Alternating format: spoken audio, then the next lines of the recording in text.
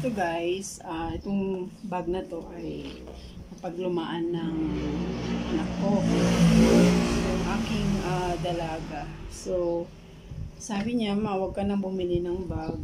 Pwede pa naman na niya gamitin yung dati kong bag, sabi niya. Pero nung nilabhan ko at chinek ko, ay meron po siyang damage dito. Ayan. So, ang gagawin ko na lang po ay tatahiin ko. At pwede pa naman po siya. Oo. Ayan. Ay, madilim. Yan. So, tatahiin ko siya para bumalik yung dati niyang forma. Ganun. So, yan. Tahiin natin guys. Wait. So, eto na guys. Tahiin na natin. Meron naman siyang bagong bag yan. Kaya so, ayaw niyang gamitin. Sabi niya, pwede pa naman daw ito. Sabi. So, yan. Sabi ko, tahiin ko na lang yung ibang baka ako may damage na. Kasi laging mabigat yung dala-dala niya minsan eh. Kahit na mag-exam sila, dala-dala niya pa rin yung mga notebook niya. So, yun po. Tinatahi ko na. Yan guys.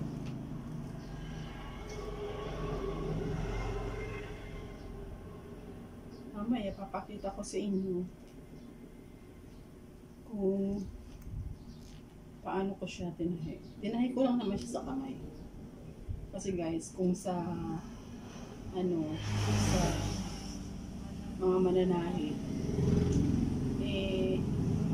para ka na rin bumili ng bagong bag kasi mahal sila mag-charge.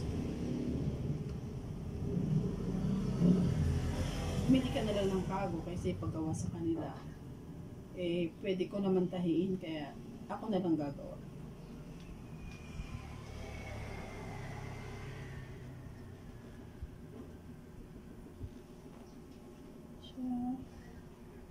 Ito guys.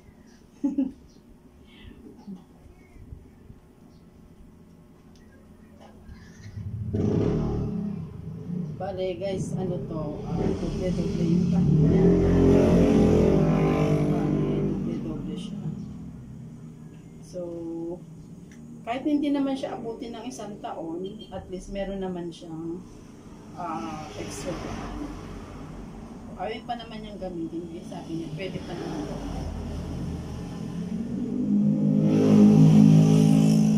Pasensya na po sa ingay ng mga sasakyan.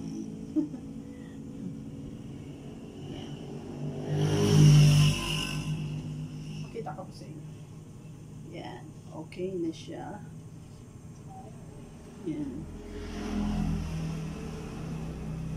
So later, papakita ko sa inyo yung dahon.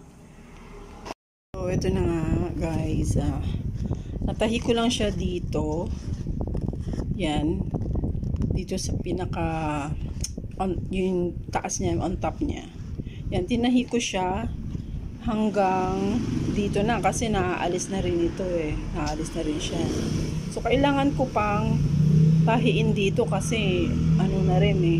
Bumibigay na rin siya ng konti. Ayan. So, bumibigay na rin siya para magpantay din. Tsaka dito sa sa likod. Yan, ayan nakikita nyo guys, ayan yan. So, kailangan kong tahiin muna. Dahil sa mahirap, masakit na yung aking daliri. So, tatahin ko muna. Alam nyo, nilagyan ko siya ng stapler para hindi siya mahirap tahiin. So, later naman, o kahit hindi na, pwede naman alisin kung gusto, pwede naman kung ayaw ng anak ko, di pwede niyang alisin kung naman, di dyan na lang siya. So anyway, sa likod lang naman yan. So guys, makakatulong na rin to ng siguro happier siguro. Yan, happier na rin siguro niya gagamitin ito. Oh. So, kung masira man siya, okay lang kasi meron pa naman siyang extra. So, gusto niya lang gamitin daw dahil pwede pa naman daw gamitin. At saka gusto niya kasi kahit maulanan, ito hindi siya nababasa sa loob kasi nga guys, waterproof siya. Ayan. Yan. Kung magagamit niya to ng hanggang sa mag-closing, well, good, di ba? So, ganun na rin guys ang gagawin niyo. Kapag alam niyo na pwede pa naman gamitin at gawan pa naman ng paraan yung mga gamit ng anak niyo, pwede naman kaysa na magagastos pa kayo, di ba? Yan. Tapos, pati yung mga notebook nila, kung pwede nyo i-recycle nyo kasi sayang din naman po yun. Yan. Ako kasi nire-recycle ko in case na kailangan nila, yun. Meron pa rin silang gagamitin. Oo, pero bumibili pa rin ako ng pakonti, at least kahit papaano may bago naman silang notebook. Yun guys. Pati mga notebook nila yan, naka-recycle lahat. Yan. Pwede pang gamitin. So, see you later kapag naayos na, natahi ko na lahat. Yan, okay.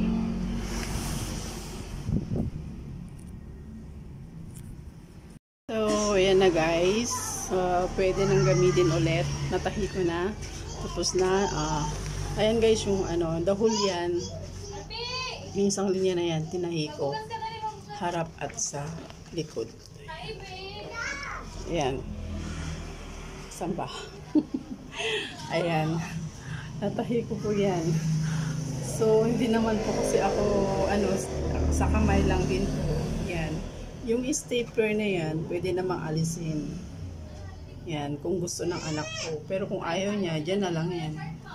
Yan, pwedeng alisin. So, depende sa kanya kung gusto niya. So, pwede na siyang gamitin ulit, guys. Yan. Sana. Yan, pwede na siguro yun sa 1 taon pa. Pero meron naman siyang extra dyan. Yan. Thank you for watching. God bless. Subscribe, like, and share na po. Thank you.